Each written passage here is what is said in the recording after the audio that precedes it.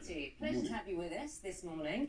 I suppose what we want from these interviews is to get some clarity from party leaders and to get an idea of who you are and what you, and in your case your party, the Conservative Party, wants to achieve if you win the general election and if you remain Prime Minister. So that's the idea for the next 25 minutes. Does it work for you? Very good, yes. Good. Do you want me to launch it? No, I'll start. I'll help guide you through this, shall I? Your main campaign slogan message is, for this election, is get Brexit done. Get Brexit done and unleash the potential of the whole country. Okay. That's what we want to do. On the first part of that, it's pretty clear that by the 31st of January next year, Brexit won't be done. Won't nearly be done. Well, we will be out of the EU, and that's by far the most important thing. More than technically. Legally, in terms of our money, our borders, our laws, our ability to do things differently, to do free trade deals around the world. Let's be very clear, shall we? We'll be out. Let's be clear, and because that will be a great opportunity for this country. Let's be clear, because by the end of January, we will still be paying the same money into the EU budget. We will still be following EU rules and regulations by the end of January and until the end of the transition period. It will be up to us. And that's the crucial thing. Because, yes, it's very simple. We've got a great deal to come out of the EU. And people said I couldn't do it. They said it was impossible. And we did it within the 3 months that we had. And what it means is that you take back control as a country of your money, your borders, your laws. You can do free trade deals. And most importantly, the whole of the UK comes out. So England, Scotland, Wales, Northern Ireland come out together. And the great thing is that business has the certainty, to get to your point about the transition period, business has the certainty until the end of 2020 that the same arrangements will continue to apply and will continue to have zero tariff, zero quota freedoms with our European friends and partners. But there is absolutely no reason why between January and the end of next year we shouldn't complete that free trade deal and have a wonderful new partnership with the EU based on zero tariffs, zero quotas, and getting on to develop all the other ways in which we want to be a pro-European country. I'll tell you what's interesting. Because the original schedule, which has had to be delayed, you've delayed it. The Conservative Party has delayed it. Well, hang on. I would say Parliament refused. While you led it. But your party led it. While your party led Brexit negotiations. We wanted to come out. Okay. Let me make this point. Parliament blocked us, which is why we're having to have the election. And I don't want to have this election now. I would much rather that Parliament hadn't blocked our deal and we could have got it over the line. And you are where you are, we are where we are. So when it comes to the end of January, if you win the general election, if you get this deal through, and if we technically leave the EU, come July, you have said that there will be no further extension to the transition period. So that leaves you will not ask for an extension by July the 1st, correct? People said... Have you said that? Just let me yes, because I want to make this really clear for our viewers. I want to make this really clear. So July the 1st, you will not ask for an extension because you have the possibility to ask for an extension. No, I don't want an extension. Okay, so that then gives you, that then gives you from the end of January to July the 1st to make sure you have some agreement with the EU. Yes, we can do it. In 5 months. But originally the plan was that you would take 2 years. You listen to what Phil Hogan, the Commissioner, is saying. There's no reason why we shouldn't get cracking long before July. I mean, we're going to come out of the EU in January on developing the free trade partnership. We'll have bags of time to do it. And don't forget now, the great advantage is that we already are in a state of perfect alignment when it comes to our tariffs, our quotas, our industrial regulatory standards. We're there. So the deal that we'll be doing with the EU is unlike any other deal they have ever done. They're doing it with a state that is already in perfect harmony with their arrangements. So all we have to do is protract those arrangements where appropriate, come out of regulatory alignment and set up a joint committee so that we can discuss how we do if there are any further changes we want to make, we can discuss those together. But then the UK, from next year, will get on with doing things differently. So everything from cutting VAT on tampons to banning the export of live animals, which is so cruel, to putting free ports around the UK, revitalising coastal areas, doing incredible things with cutting tax rates on investment in R&D to free trade deals. We can start regulating differently.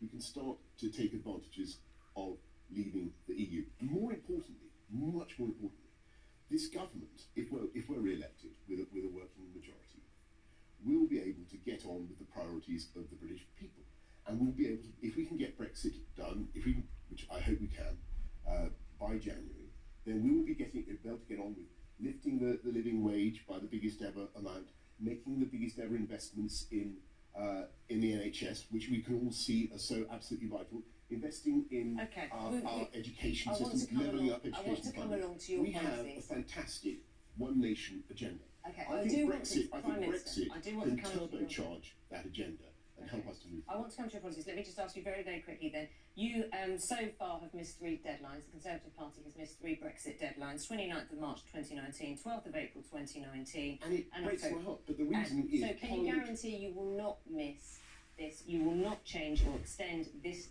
1st of July 2020 deadline? You'll know that the reason... Can you guarantee it? If we can get a working majority... If you get a working majority, you will guarantee it? If we can get a working majority, and all we need is 9 more seats, then we can absolutely guarantee it. And the problem is, and everybody could see it, I knew it was going to be tough when I took over, but Parliament, as you remember, passed that very destructive act, which put the decision in the hands of the EU. Remember the so-called Surrender Act, the Ben Act, that made it very, very difficult for us. And Parliament, although it did preliminarily approve the deal, then voted to extend yet again. There was another extension. And refused to get it over. And it was, I'm afraid to say this, and this is an election, I've got to say this, it was Jeremy Corbyn and the Labour Party who were responsible for that delay. Do you know what I'm going to say? Do you know what I'm going to say to you? Because I started this interview and you agreed with me that this was important. This is about clarity, about you. All right, and I'll say not a word more about the dither and delay. I will not mention the dither and delay. We're talking to all the other leaders. We've asked all the other leaders to talk to us, and we will hold them to account in the same way. Let's focus on you, shall we? You've just spent 2 years. Let's talk about the NHS. Boris Johnson, let's talk about the NHS. Much loved institution. Yes. You've mentioned it already. Important to a lot of people, of course. When was the last time you or a member of your family needed to use the NHS services? Well, I am fortunate enough to say that I have a wonderful hospital in Hillingdon, in Uxbridge, which I represent. And foolishly, I was making a barbecue, and there was a bit of broken glass on the ground, and for some reason there was a bit of broken glass. A cafetiere. Someone had dropped a cafetiere. They're very sharp bits of glass. And I was jumping up, and I think there was music playing, and a piece of glass went straight up into the bottom of my foot, my sole, my heel, and it was absolute agony. And it went away for a while. And it kept, so you had to go to the hospital? And Hillingdon were incredible. When was this? This was last year. Last year. The reason my family used it all. When you went there and you spoke to staff who obviously would have recognised you, did anyone say, "We're fine"? I'll tell you what they said. Shall I tell you what they said? Yes. They said, and thank you for asking this question, they said, what they needed was more investment, and that's what we're providing with the biggest ever cash investment in the NHS, £34 billion. And we want to continue to do that, and the crucial way that we can continue to do that is by having a strong, robust, dynamic economy, which is what we One Nation Conservatives believe in. But what we're also able to do, not just at Hillingdon Hospital, but at 39 other hospitals, is to rebuild it. And that is what we're going to do. As a result of the decisions that this government has taken in the last 3 months, we're building 40 new hospitals and upgrading 20. And it's not just putting money into bricks and mortar and machines and scanners.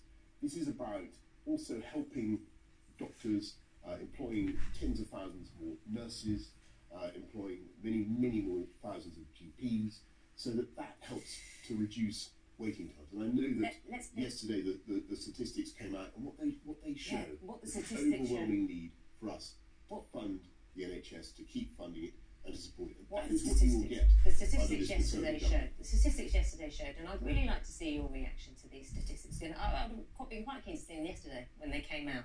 The most damning statistics for NHS England were released. A&E targets, the worst since records began 15 years ago. Hasn't been hit at all since 2015. Cancer targets haven't been hit since 2015. Routine care waiting times have been missed since 2016. All during a Conservative government, or while you were in government.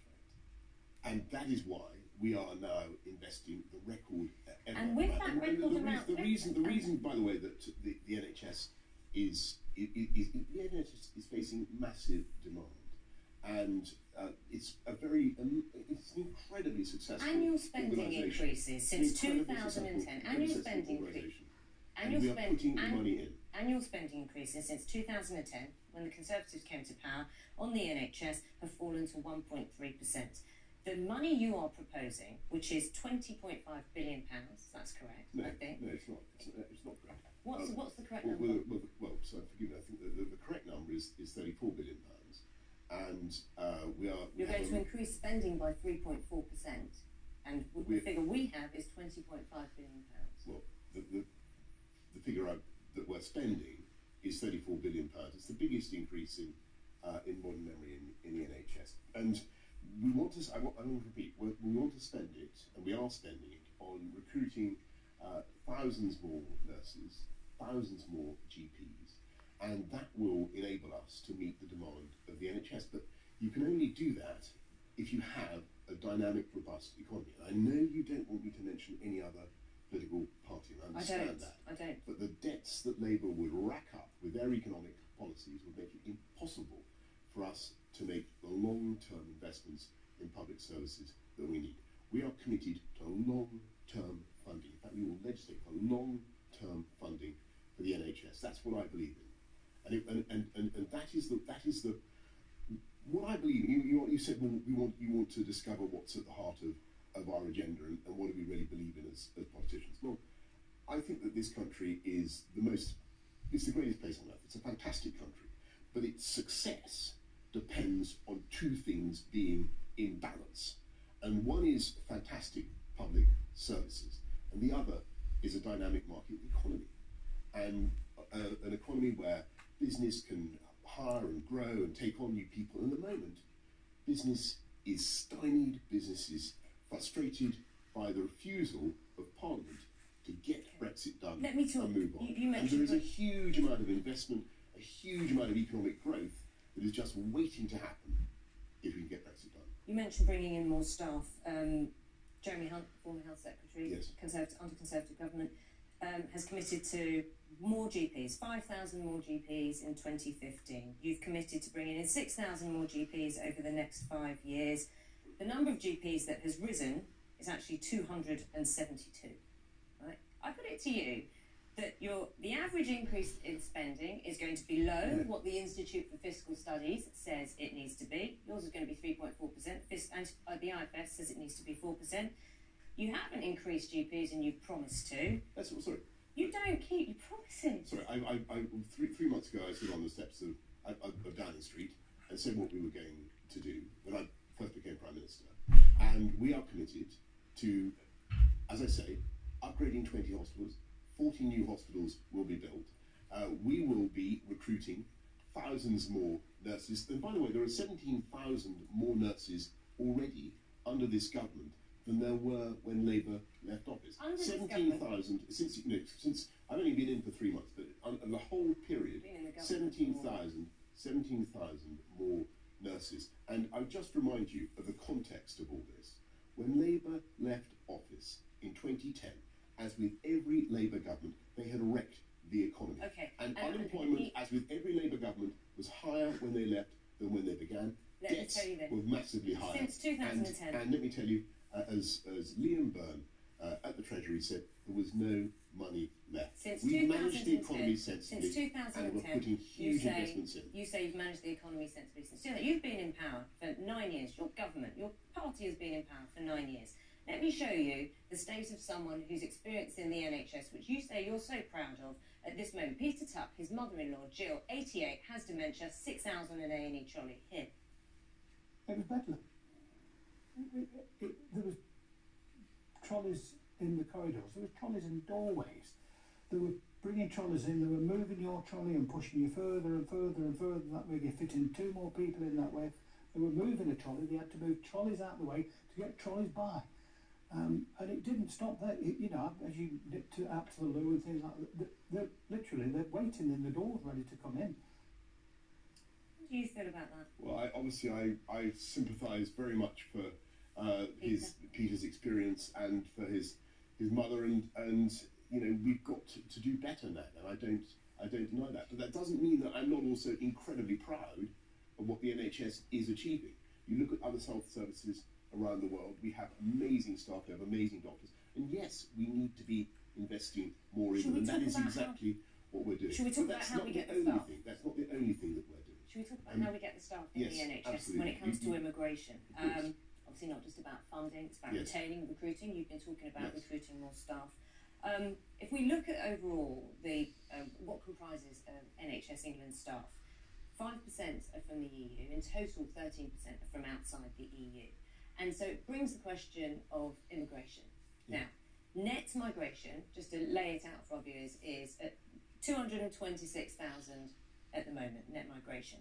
Is that going to rise or fall under the next Conservative government if you win the general election? Well, just on the NHS and the situation there, as you know, we've just brought in a new fast track for visas for nurses coming in from around the world, not just from other EU countries, but from across the world, and that's fantastic. And they do a wonderful job. By the way, there are more EU nationals in this country now than ever before. Oh, I saw that in the NHS. And that's also a great thing. I do think myself that we've been running very high rates of immigration for a long time, and I'm was Mayor of London for a long time, as you say, and I was very proud of what we did in that city. And I'm a pro-immigration politician. I think immigration can be a wonderful thing. The number should be higher. I happen to think that the rates that you're talking about have been very high, and what we'll be able to do once we come out of the EU in January, once we get Brexit done, is we will be able to take back control of our borders. And the great thing, Naga, is that you will have democratic control. And so when it comes to unskilled immigration, for people who don't have a job to come to, we will get the numbers down.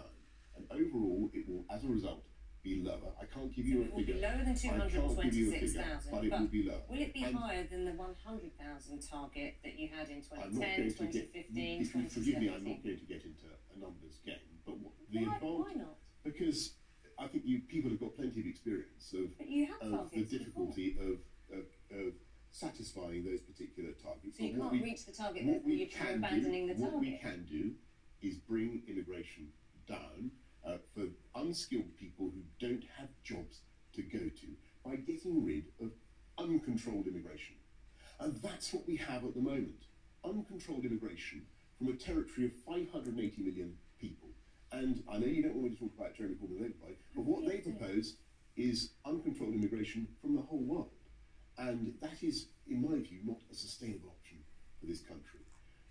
This is an amazing place to be, to grow up, to live, and we are going to take this country forward in all sorts of extraordinary ways. But very high levels of immigration at the size of a large town coming in every year are putting strains on public services, and over the last 20 years, unskilled immigration has certainly helped to keep wages down. Now, you do need unskilled workers in the NHS. You do, but you do. A massive majority of workers. Well, actually, some of them are very skilled workers, and you need skilled workers too. And what you'll have with an Australian-style points-based system is the ability to decide who comes in, and that's what we mean by control. Who gets more points, a brain surgeon or a porter? The Migration Advisory Committee has to decide. You haven't decided yet. Obviously, they will look at the circumstances of the sector concerned, and they will decide what the numbers should be. And that seems to be I think that's what people want. They want. There's people in this country are not against immigration. The people in this country can see what a fantastic thing it can be. But what they want is democratic control. And I'm the beneficiary of immigration to this country personally, since you want to know about my own family background. And I think it's an amazing thing that we're so welcoming and so generous to people around the world. It's a fantastic thing about our country. Another thing, by the way, it's a vote of confidence in the UK that people want to come here. But it should be democratically controlled. And at the moment, it's not controlled. And I'm afraid Jeremy Corbyn and the Labour Party have a policy of zero control. Let's talk about you again. You've been on the campaign trail. We're covering this morning. Our reporter Tim Muffet is in Fish Lake in South Yorkshire, where the rain's coming down again, flood defences are being threatened again and being challenged. Do you think you've done enough to support the people of this country during the floods? Well, I've been twice to the affected areas, once to Derbyshire and once to South Yorkshire, and seen to myself what's going on. We're today announcing more support for affected homes, full council tax relief, affected businesses, full business rate relief. There's a huge amount of work that's been going on round the clock. But if you're saying, do I sympathise with people who have suffered? No, I was asking if you think you've done enough. I think that we've done. You can never do enough for somebody who's suffered a disaster like flooding, and you only have to go there and to see them and to talk to them to understand the depth of the huge psychological impact it has. How did it make you feel when someone said to you, "Just I don't want to talk to you. You've come to us too late"? How does that make you feel? I understand how they feel, and did you think should have been earlier? I should have done more. Of course, there's always more that you can do, and you can never do enough. I did go the first night. I've been twice, but we are covering people's council tax, their business rates. We will make sure that the insurers don't weasel out of their obligations towards flood victims, and we will be bringing forward further packages of compensation. Huge amount of work is going on at the moment. The things are looking a bit better, though that's no consolation to those who have suffered. What we've got to do is to continue to invest in flood defences, and this government has put far more into flood defences than the previous Labour government. I'm not meant to mention them. 2.6 billion, and we have a huge programme with infrastructure investments to keep doing that. And if I can just say a bit about my vision for the country. What I want to do what I think we should do in the UK, we have an amazing opportunity now.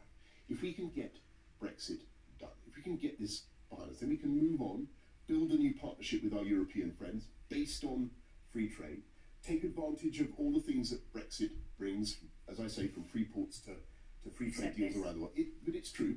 But then get on with all the things we want to do to unite and level up. When I look at the UK, I see talent, genius, flair, brilliance, evenly distributed around the whole UK. Then, when the UK looks at you, let's flip this on its head. Let me complete the thought. I don't see opportunity evenly distributed. And so I think I'm going to anticipate the point you're going to make.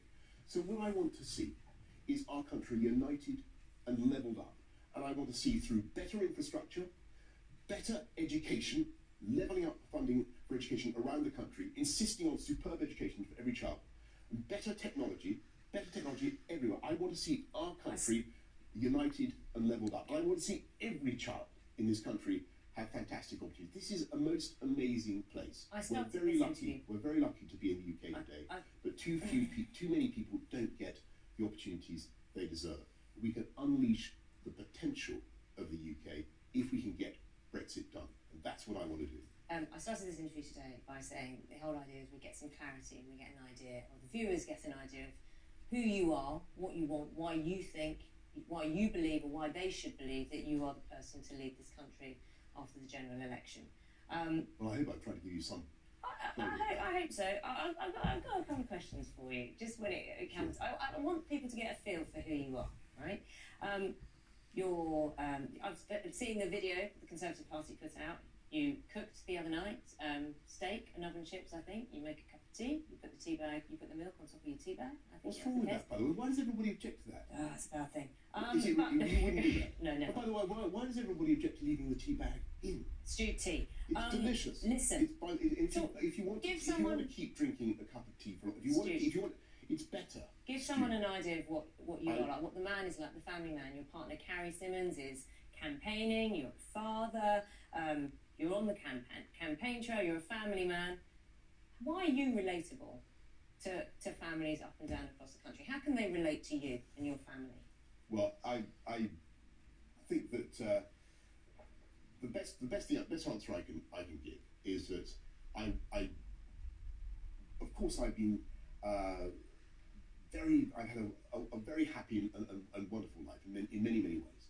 I was the beneficiary of my parents gave me fantastic opportunities, and they brought me up to be very intellectually bright, to do everything I possibly can.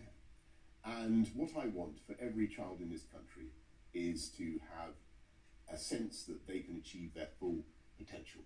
And I think at the moment, if I look around the UK, and I think this was one of the reasons people voted Brexit in 2016, but genuinely, I think there are too many parts of the country where people don't feel they have the opportunities that they could. And what I want to do, and I'm sorry to get back to my principal mess. I know you want me to talk about my family, but I don't. I want you to talk about why you're relatable.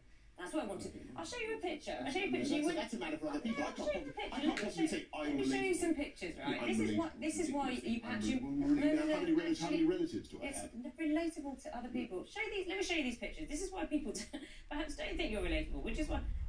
Have you ever used a mop before? Yes, I thought that was very unfair. Searching around. Well, look, I mean, Naga, that is just, Well, the thing is, right? You don't like my mop work. Well, you're not squeezing the mop for a start. I was squeezing. You cut that time squeezing it there. There you go. Why are you relatable? How can people connect with you other than this man who is, like you say, from a rather different background to most of the people in this country who are privileged? That's fine. Yeah, you're very lucky. I love this country and I want to serve it, and I think it's an amazing place. And if you ask me why am I relatable, I don't even know. How am I relatable? I've not the faintest idea. It seems to me the most difficult psychological question that anybody's ever asked. I'm glad we challenged you. Boris Johnson, thank you so much, Prime Minister, for your time. I'm glad we challenged you this morning. The Prime Minister has thanked you. The Prime Minister very kindly